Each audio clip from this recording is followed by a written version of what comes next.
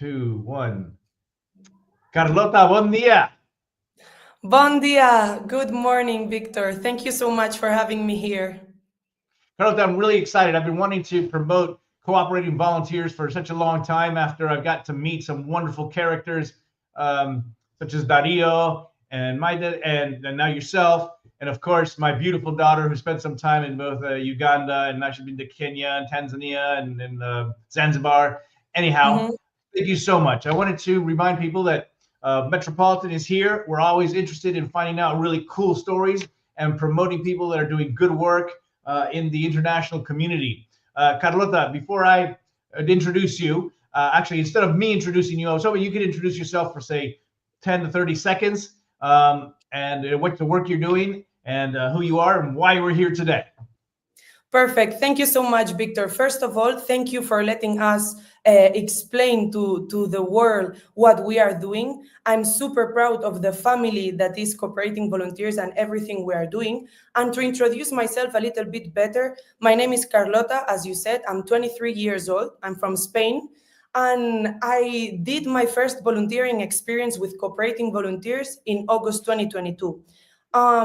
I've always had the interest to do a volunteering experience, and when I decided it was the right time for me and I could actually afford to do it, we were actually doing a very big research of which company to choose. For my parents, it was very important when you are going to travel that far away and to such a different place, because since the very beginning I was interested in Africa, that we did this research and we ended up finding Cooperating volunteers. We got to know many people that traveled with them and that they really enjoyed the experience. So I decided to go with them. I was in childcare program. I collaborated with an orphanage here in Uganda called Toro Babies. And I didn't need more than 24 hours to fall in love with the country, with the culture, with the landscape, everything. So when I went back to Spain, I decided to take it further, and Cooperating Volunteers gave me the chance to do it. So I started working with them as a coordinator of the projects and the programs we offer in Uganda. Now I'm working as a administrative assistant, not only coordinating Uganda, but also Tanzania and Zanzibar, which are places you told me you have been to. And I really love them. I'm really happy. And I'm going with the volunteers through the process of preparing the trip and also taking care of them while they are in the country doing the volunteering experience. Okay. Quick question. For those of people who have heard of NGOs or have never heard of NGO, can you explain what is an NGO and why did you decide to create it with the cooperating volunteers? Of course, first we have Cooperating Volunteers as a company that is the one I'm working with. And we decide to create this NGO that is a non-profitable organization for many reasons. I would say the main one is that we got to realize volunteers were doing the volunteering experience during 2, 3 weeks, maybe 1 month, but then they were going back to their countries and it was difficult for them to keep following what we were doing in the different countries, not only where they have been, and it was difficult to still be involved. And that's something that is very important for us, both Cooperating Volunteers and Cooperating NGO, the commitment to the work we are doing, the continuity we give to it. So we decided to create this NGO not only for those travelers and volunteers that came with us that wanted to still get involved, but also to that people that wants to travel but they can't and they still want to help, or even for that people that really doesn't want to travel but they want to help somehow, or at least for them to be able to follow what are we doing, which new projects are we creating. So it was, I would say the main reason was that one, to let everyone be committed and involved in the long run. That is what is very interesting for us, and also to be able to expand, to keep growing, to create new projects, to give more support to the communities, and to Okay. start to try reach a little bit farther than what Cooperating Volunteers can reach itself. All right. So tell me, what are some of the main projects of the NGO and how are you guys impacting the communities in those countries where you are? Mhm. It's many projects that we are working on right now through the NGO, but I would say the main one is education. For us, education is the key, and we really believe that everyone deserves to have an access to this education. So education program is the one we invested most funds. Right now, we have a sponsorship program through the one we are sponsoring over than 250 kids that are attending to school right now. So we are really happy with the results on that. And not only education, but also health and well-being. For example, in Kenya, we have been collaborating with a woman called Mama Gladys. She has been working hand to hand with the community for a long time. And we got to realize the center where the kids were staying and were attending to school was not in a proper health condition. So we decided to build another one to give them a better space and to grow in a proper way, both for Mama Gladys and the kids that were staying there in the orphanage and in the school. On the other side, we are working towards gender equality. We really believe in that. And for example, now in Uganda, we are starting a sewing project with the Women Empowering Group. We collaborate with many local projects, but we never want them to depend on us. Our objective is to promote the development of the communities for them. So through these kind of projects, we try to help them work on different skills so they can be autosufficient in the future. And on the other hand, we are also working on clean waters and sanitation through constructing water tanks in different communities with for them to have free access to potable water, for example. Okay, so in terms of the impacts, you're helping to strengthen the education and access to education. It sounds like you're also fomenting entrepreneurship and management skills for the women who are there. And then, of course, another way that you just mentioned is access to water, which is so incredibly important, and they have an even harder time getting it than even we do here in Barcelona. As long as we have shortages, but it's nothing like what they're experiencing there. Okay, and so we're here today because I wanted to help promote you guys in your first annual event. Tell me about the annual event that you're organizing by the NGO, and what value does it hold for the organization or for you personally? This is actually, we did the first event last year to start the NGO in a public way for people to get to know where were we heading, which objectives were we having. And this event is to actually celebrate that it's been 1 year since then that we've achieved so many things. And I think there would be two main reasons for the ones we are creating and still keeping this event. One is to gather together the whole Cooperating Volunteers family. For us, it's not only the team that nowadays, I think one of the most unique things about Cooperating Volunteers is that more than the 80% of our team are fixed local teams. We are that says a lot about our commitment on the ground through the whole year, and not only to gather all this community of people that has been traveling with us, investing with us and following us, but also to show one of the most important values for the NGO, that is transparency.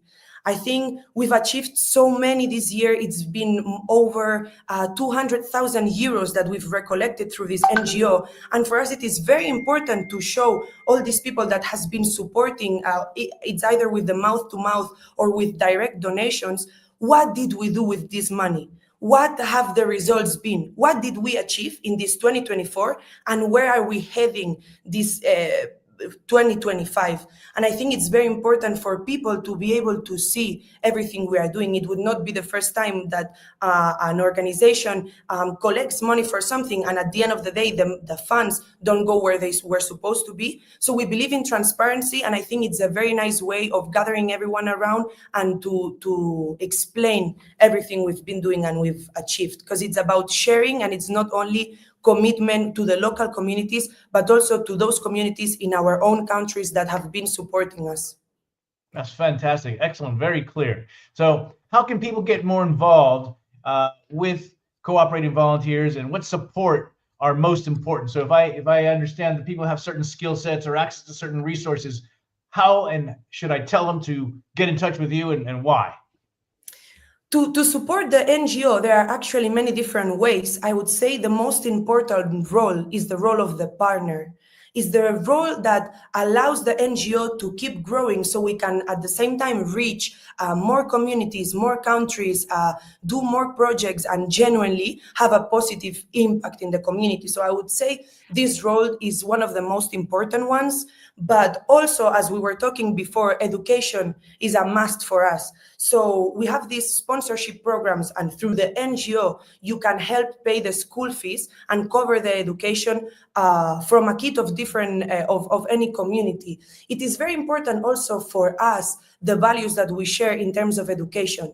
It is not only about paying for 1 year or school fees of a kid, but the commitment, once again, to the communities, to the kid itself. So for us, once you decide to sponsor a kid and to cover all those school fees, it is a must to understand that must be covered until the kid finishes high school.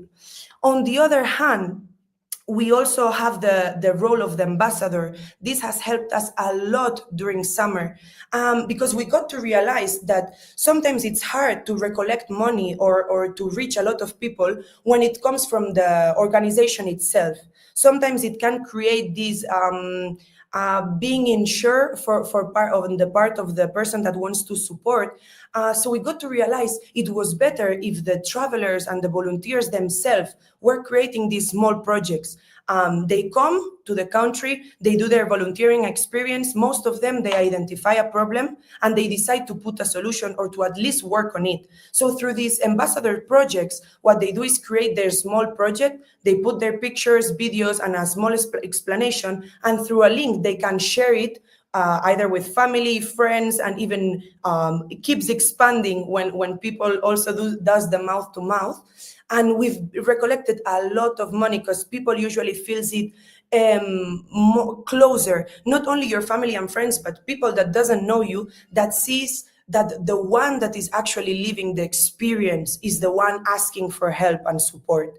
And on the other hand, and I would say the last one is through sponsorships that financially support every kind of initiative we want to start. Fantastic. Wow, you're just knocking these out of the ballpark. It's like you've practiced this before. So tell me about the relationship with universities and because you've made such an emphasis on the value of experiential education. Actually, you just talked about education. Now you're talking about experiential education. Tell me more about that. Everything that cooperating volunteers supports in terms of values, it doesn't only apply to the country we are collaborating with, but it also applies for us. We believe education is the key, but also we believe education goes beyond the classroom. We believe experimental education is so necessary in the reality and the world we live in right now. So we believe that these students that come usually from universities have the chance to work on the things they are working at the universities, but hand to hand with other students of other communities. This gets you way closer to the culture, way closer to understanding that we don't only live in the reality we know, but there are many other things that help you to actually put your foot on the ground, as we would say in Spanish. For me personally, it changed my whole perspective, mostly in education. I'm someone that was not taking very seriously university.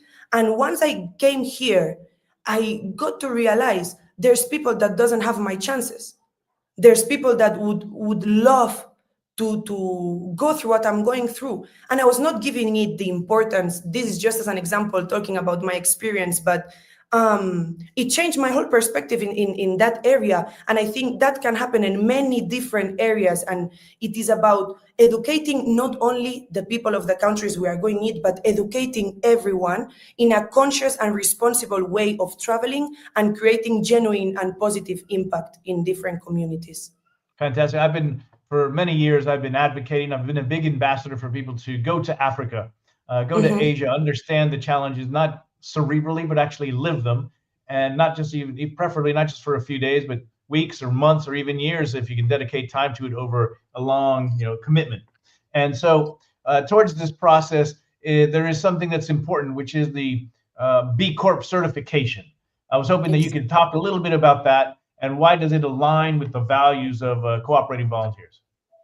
Well, for us, we are very happy that we are on this process of getting this certificate. At the end of the day, the B Corp certification kind of measures what kind of an impact, of a positive impact we are having on different communities. And for us, it is a way of also proving to ourselves, are we aligning ourselves with our values? Are we doing things in a proper way? Is there anything we have to change to actually have a better impact? Because for us, we are also on a process of learning, and we are super open to this. So it is very important for us not only to prove to people that we are really working on this, but also to show ourselves, yes, we are going on a right direction, or we still have to change some things. And we are very, very happy. We really think we are working towards our values and our principles, and our plan is to keep it like that.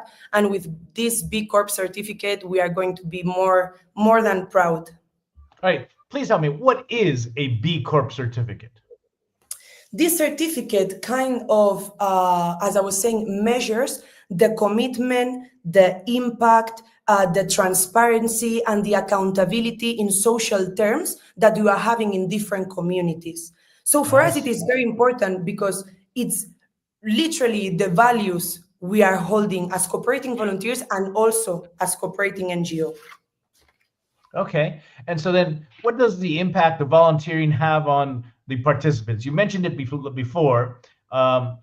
I've always thought if you go to other parts of the world, it opens up your minds, your horizons. You understand at a more personal, deeper level the challenges that you have, as well as the amazing privileges that you enjoy and take for granted, that you just don't feel until you leave, and you can see a situation that other people, other humans that you bond with have. But how does volunteering impact your participants? As I was saying, I think it has a very positive impact, not only on the communities, but on the person itself that is having the volunteering experience. But we also got to realize when we travel, we need to travel in a conscious and responsible way.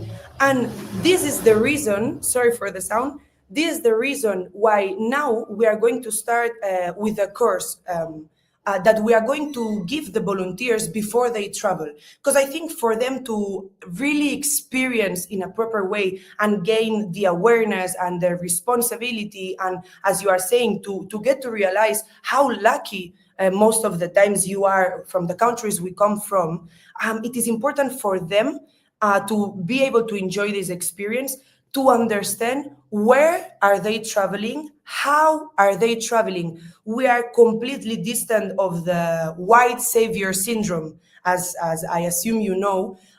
We are not saying we are going to change the world. We are not saying we are the saviors and we are changing lives. But what we can say is that we are doing what we can in terms of promoting the development of communities, not making them depend on us, and to do it in a responsible way and respectful way. That is very, very important. We are sometimes in countries where laws are super different of the ones we have in many different things, and sometimes for the volunteer it is very difficult to understand or respect those rules. And for us, that is the whole experience, not only what you are going to do in the project, but all the process through the one you are going to understand that since we are in different places, we do different things, we believe in different things, and we arrange the society, and as a society we work different. And I think that's a part that really is able to enrich the person, for them to gain this awareness, this knowledge of different ways of doing things. And I think with a proper preparation previous to the trip, that impact the volunteering experience can have on you is going to be way bigger. Okay. Can you tell me a little bit more about the plans that are coming in 25 for cooperating volunteers and the NGO?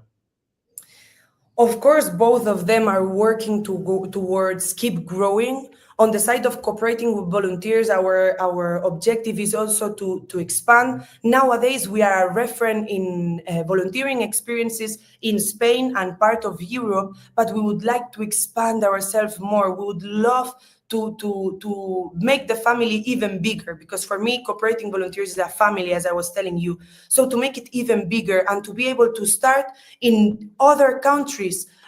Uganda is the one we've been for the longest time. It's almost 13 years now, but there are many others that we are starting to collaborate as we keep growing. So that is kind of where cooperating volunteers is going. And cooperating NGO, of course, always hand to hand with cooperating volunteers, also to grow as an organization, as a structure. So it also allows us to reach more communities, more projects, and more programs itself.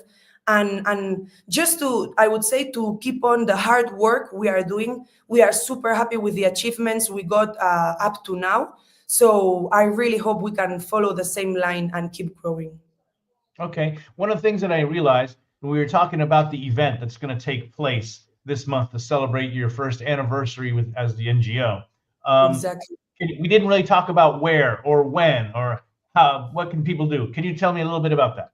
Yes, of course. This one is going to be in Barcelona, in La Caixa Forum, and it's actually the 24th of January at 7. I will send you the link. I don't know if you have it yet, for anyone that wants to join us. Also for that, people that cannot come but would love to, or would love to donate, they can also buy, as we say, like the zero tickets in terms of a donation straight. And yes, it's going. Last year it was in Madrid. This year we are doing it in Barcelona. We are expecting to see most of the people that has been traveling with us. I know they are very happy with everything we are achieving, and with also them being part of the change. So yes. Okay, excellent. So I'm definitely going to be there. I want to take some friends. It costs 10 euros to come in. It's a donation that goes to the NGO. Exactly. And one of the things that I also wanted to point out, that this event, although most of my audience here is in English, is going to be in Spanish, correct? Yes, it's going to be in Spanish. But a lot of the people I have found at the Cooperating Volunteers, they speak perfect English, like yourself, like my daughter, like Dario. It's even though it's a Spanish event, many people will be speaking in English. Now, let me on that front. I work with the international community here in Barcelona, the English-speaking expats for the most part. But what can we do to help cooperating volunteers in the NGO and your mission?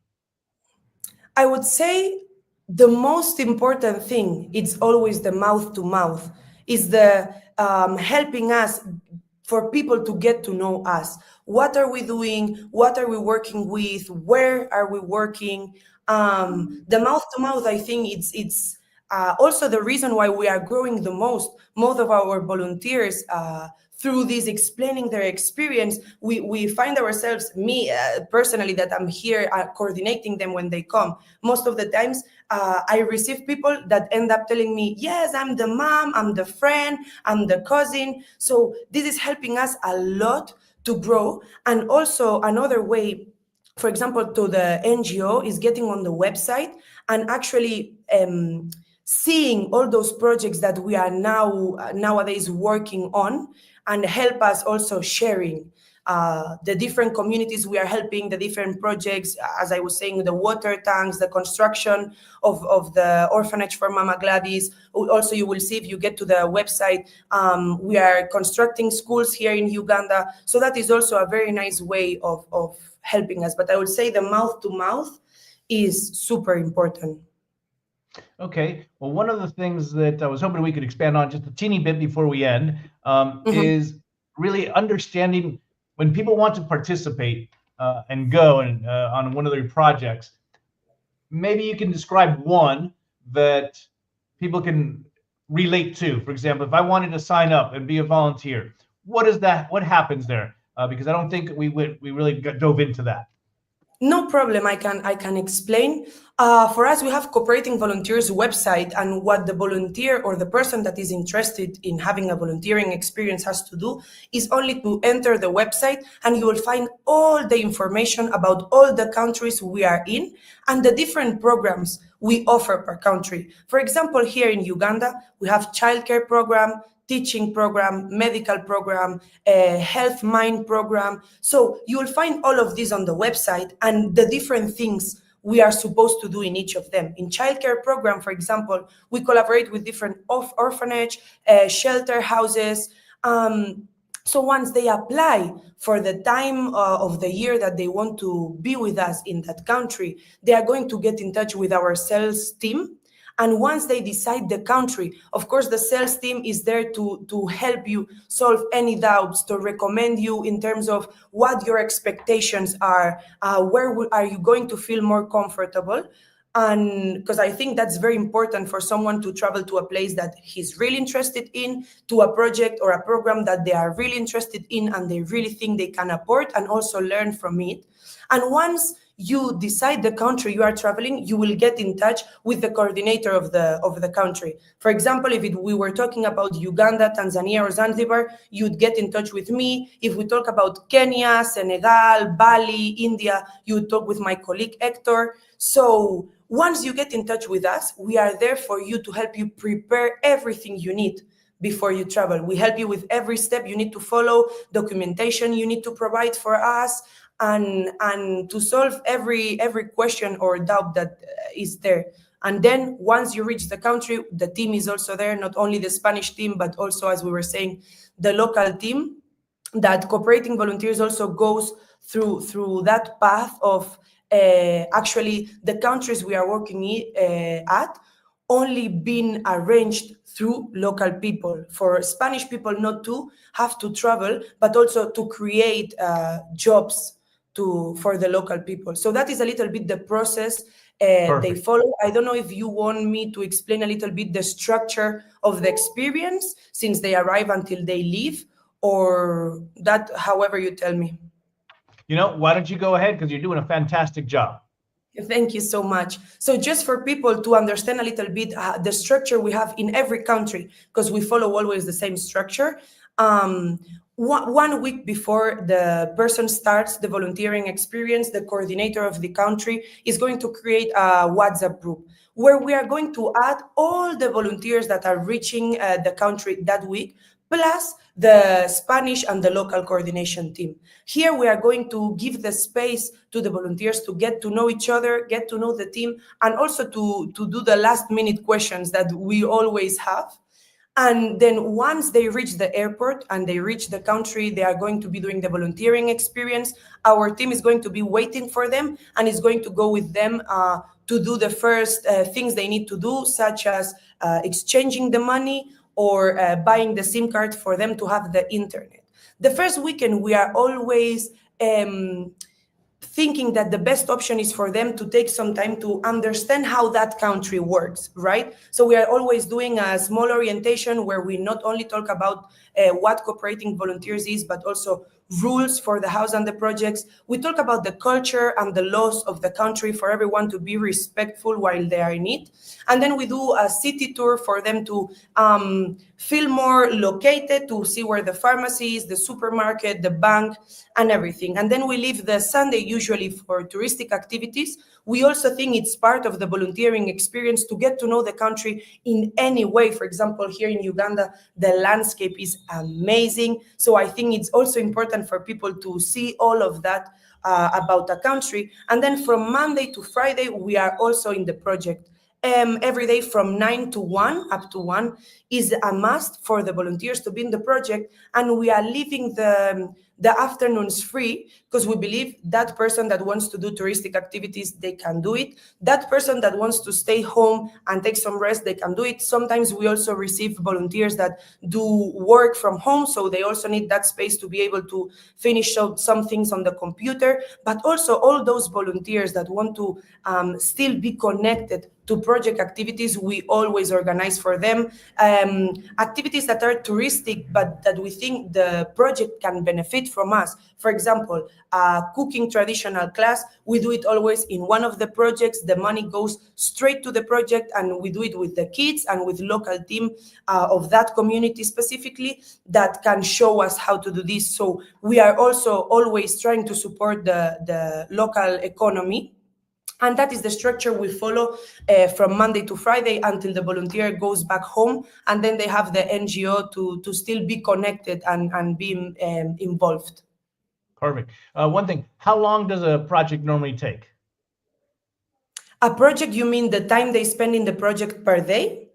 No, the duration of a project. So if somebody wants to go on a volunteering experience, is it a week or a month, like that? Most of the places you can start from only 1 week experience up to 6 months experience. Personally, if I have to give you my opinion as someone that has traveled as a volunteer and that I share at my day-to-day life with a lot of volunteers, a week is never enough.